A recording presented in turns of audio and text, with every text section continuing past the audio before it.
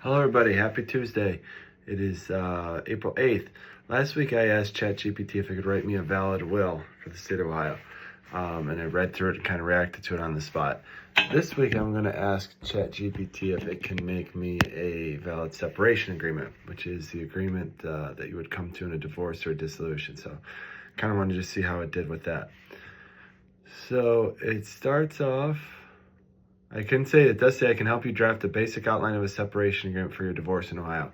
However, please be aware that while this is a general starting point, it is highly recommended that you consult with an attorney to ensure that your separation agreement complies with Ohio law and is legally binding. Here's an outline of the key provisions that should be included in this agreement based on the information you provided. So my prompt was, I need a separation agreement for a divorce in Ohio. We have been married for 10 years. We have 3 kids. We own a house together. We each have 401ks, and we have $30,000 in credit card debt.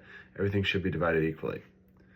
So it starts off making the recitals, your full name, your spouse's name, whereas the parties were married on blank date and have 3 children from the marriage, namely child 1, child 2, child 3, whereas the parties have mutually agreed to dissolve their marriage and desire to enter into this separation. Okay, so it's got the, beginning parts down. The parties own joint real property located at blank. Option 1, the property will be sold and the net proceeds will be divided equally between spouse 1 and spouse 2. Option 2, name of spouse will retain ownership of the marital home and the other spouse will be paid their share of the equity to be determined by the appraisal or valuation of the home. Okay, so the first thing I'm noticing here is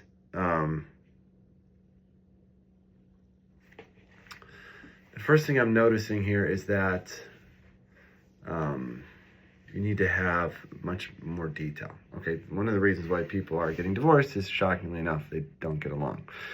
So you really can't have, and the courts don't want, vague clauses like this. So saying the house can be sold is fine, but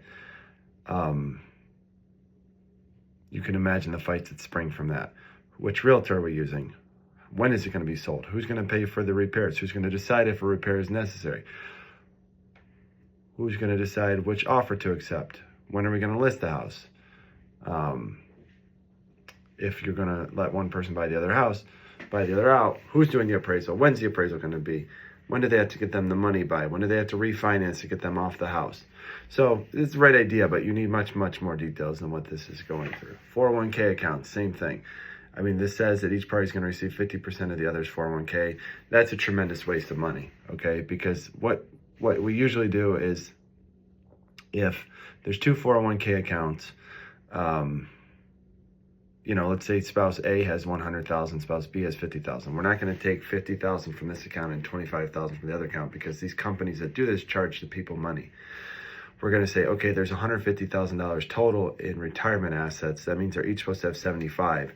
So spouse A is going to give spouse B 25,000 out of their $100,000 accounts, so they each end up with 75. So again, small detail, but very important. Credit card debt, just saying they both pay it off equally. Now it's talking about custody and parenting time, which doesn't really go into a separation agreement, but I guess I didn't specify there. Talking about child support, it's talking about alimony, talking about who's going to have health insurance.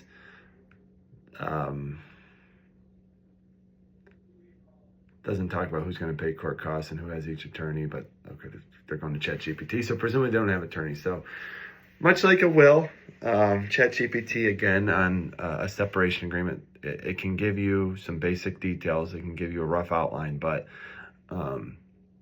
it's nowhere near the specificity that you would need. So the will, I would say, is actually closer to what you need than the separation agreement, which makes sense because separation agreements and divorce is a little bit more complicated than what goes into a basic will here in Ohio. But anyway, moral of the story, it's an interesting exercise, but I would not necessarily recommend using ChatGPT to write you a separation agreement. All right. Hope everybody's having a great week, and talk to you later.